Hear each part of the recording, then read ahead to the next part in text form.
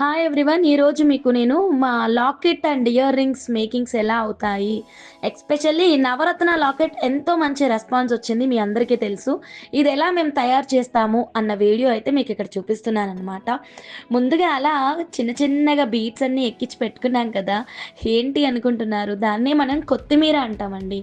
ఇది pure silver with 24 carat gold purity customization అనమాట. So ఇక్కడ వచ్చేసి కొత్తిమీరకి రంగురంగులుగా బీట్స్ ఉన్నాయి కదా, దాని నవరత్న pumpkin beads. According to locket మేము కలర్స్ అన్నీ సెట్ చేసుకొని అలా నీట్గా అరేంజ్ చేసుకున్నాము. మీరు సైడ్కి చూసినట్టయితే కూరలు పర్లు ఎక్స్ట్రా ఉంటాయి.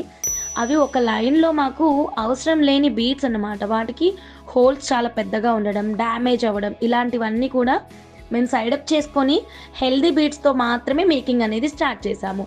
సో ఫైనల్గా మొత్తము ఇలా లాకెట్కి కొత్తిమీర ఎక్కించుకొని మంచిగా చుట్టి కటింగ్ చేసిన తర్వాత మీకు ఒక లాకెట్ అనేది తయారవుతుంది.